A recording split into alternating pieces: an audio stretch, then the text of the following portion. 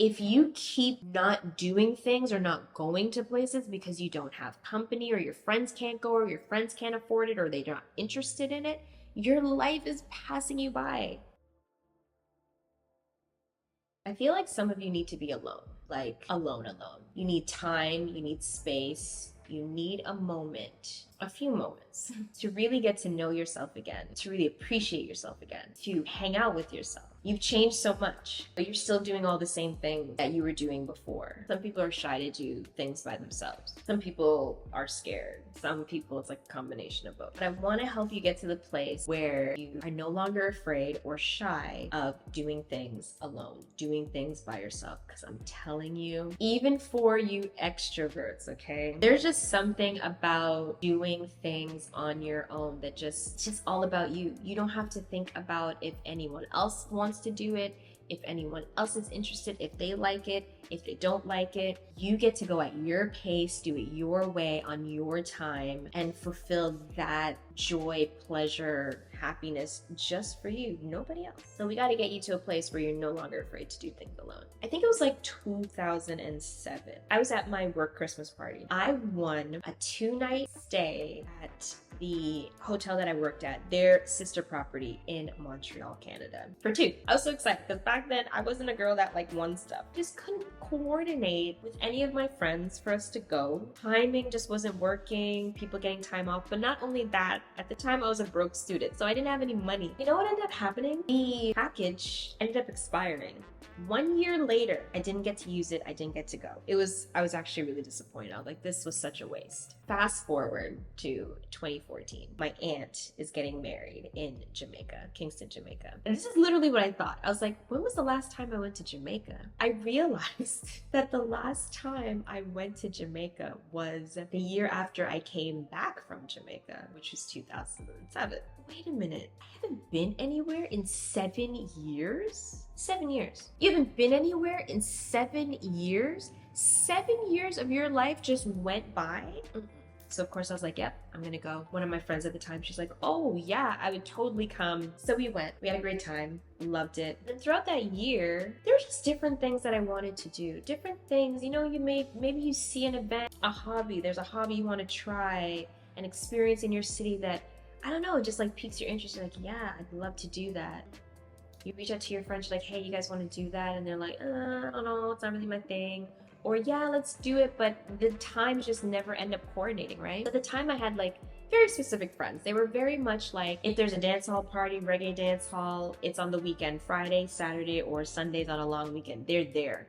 They are there. It doesn't matter. They are there. I went to these things, they were fun.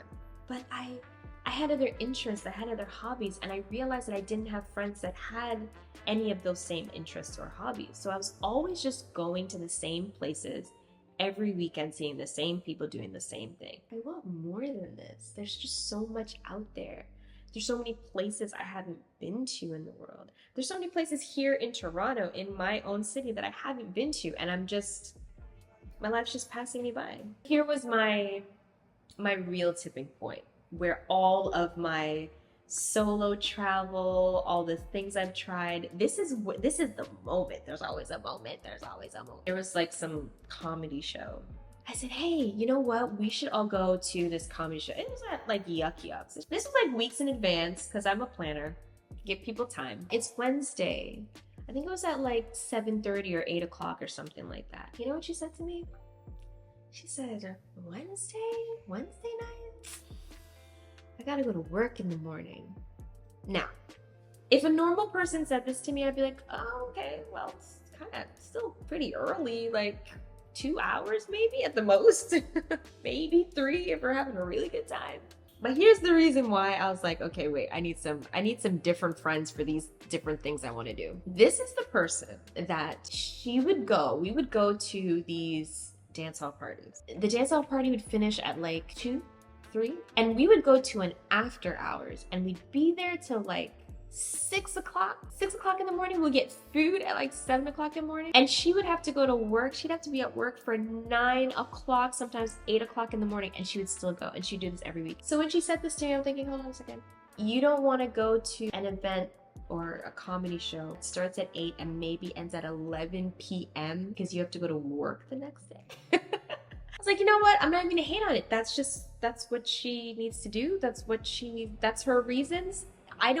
She doesn't need to give me a reason, honestly. It was that moment I realized, Sarah, you need different friends for different things. If you keep not doing things or not going to places because you don't have company, or your friends can't go, or your friends can't afford it, or they're not interested in it, your life is passing you by. Passing you by.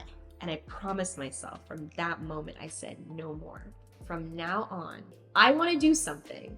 If I want to go somewhere, I'll invite my friends if it's something I want to do with them. But if they don't want to do it or they can't go, I'm not going to stop myself from going. That was the first time I went to a movie theater by myself. It was actually very scary because all eyes are on you when you walk into the theater by yourself, and you're just sitting there by yourself, eating your popcorn, watching the movie. But I ripped the Band-Aid right off. My first solo experience, I went to a movie by myself, and I was like, let's do it. After the fear, nervousness, like just embarrassment wore off, I was like, that was awesome.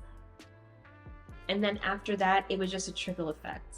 Because I missed that Montreal experience, I said, I can't believe I've been in Toronto pretty much most of my life, and I've never been to Montreal. I am going. That was 2015. And I decided I was going to Montreal.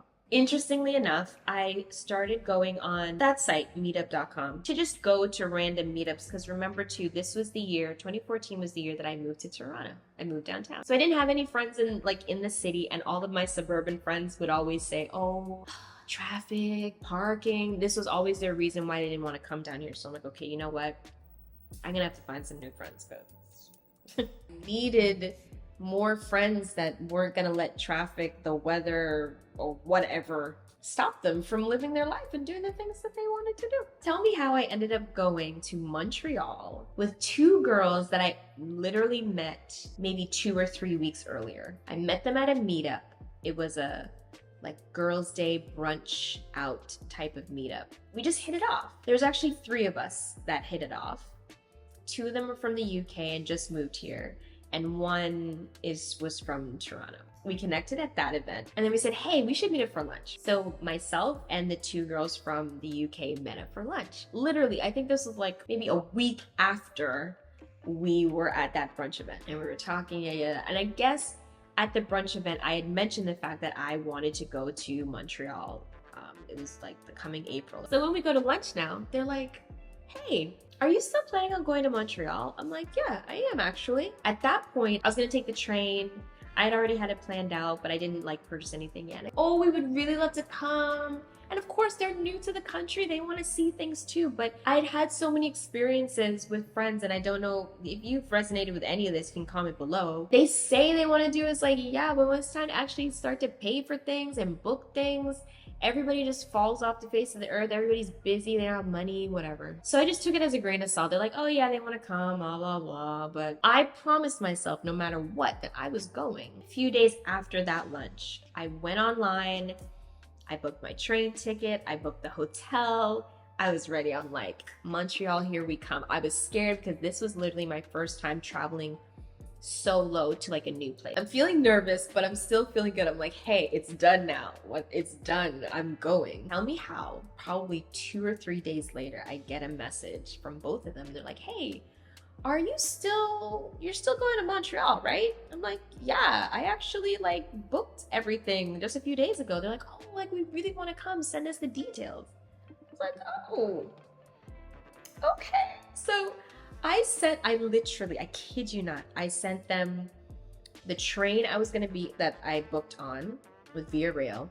I sent them the hotel that I already booked, all of that. I told them, hey, if you can get on the same train as me, great. But at the very least, if you just book if you want to fly, then you fly. But if you book for your train, different train that just comes around the same time, we can arrive together and we can go to the hotel together. Within 24 hours, these 2 girls booked a train and they booked their hotel in the same place that I was staying at.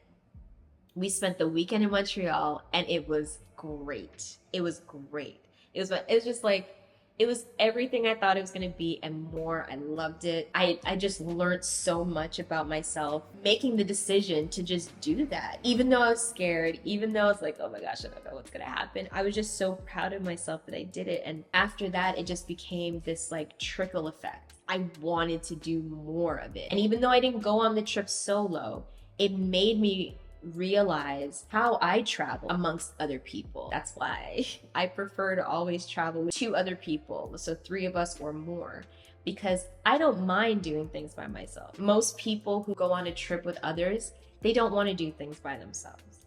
But if there's one other person that they can do it with, they feel all right.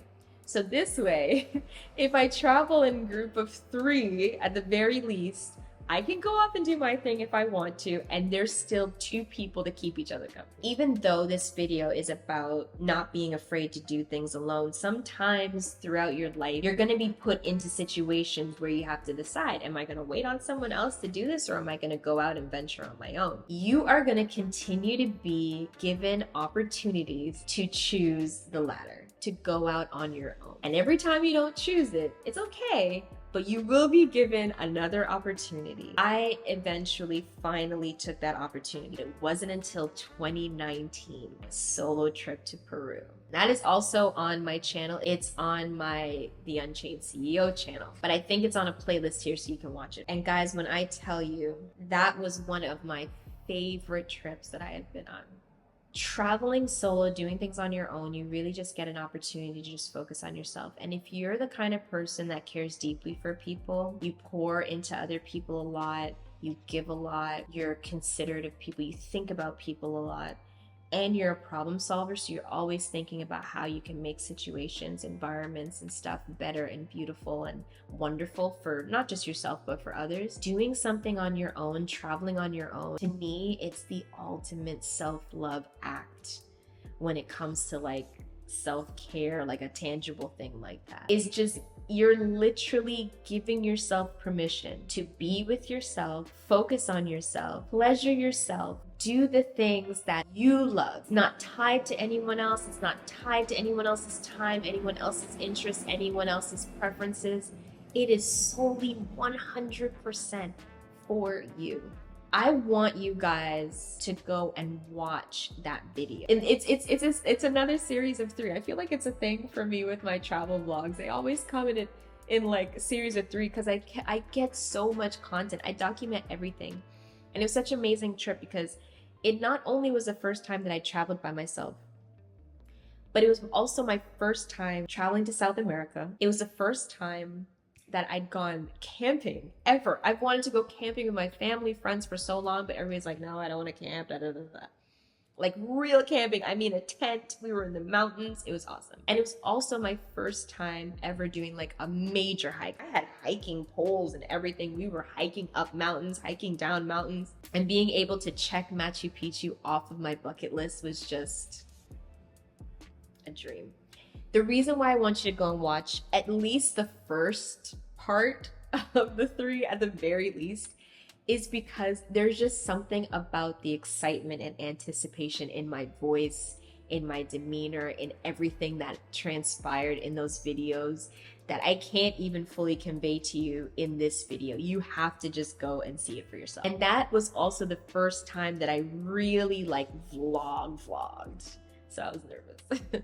If you don't take anything from this video, traveling solo, I wish for every single one of you to do it at least one time. If traveling to a new country seems a little daunting for you right now solo, then don't go somewhere new. Go somewhere you've been before. Just do it by yourself. Or if just going anywhere on your own, like travel-wise, is a bit daunting, then start with solo dating. Go for lunch by yourself. Go to a park and sit and read your book and have something to eat, or just people watch. Go take a cooking class, a pottery class, an art class, a candle making class, but do it by yourself. If you meet people there, great, and you more than likely will. But if you don't, it's not even about meeting people necessarily. It's about focusing solely on you, being 100% selfish. That moment is for you and for you only, and we love it. I hope you guys like the new format that I'm testing out on this channel. I'm doing more videos like this. If you want more videos like this, or if you just want to continue to support me, commenting, liking, watching more of my videos is appreciated. Just remember to take that time for yourself. Whatever it is you want to do, we'll get you to eventually doing it solo, but I want you to get this notion out of your mind that doing these things, oh my gosh, spending X amount of money, X amount of time just on yourself, not thinking about anybody else or how they feel or what it looks like, how you're perceived. What do you love about it? How are you enjoying it? How does it bring you pleasure? How does it bring you satisfaction, joy, all that?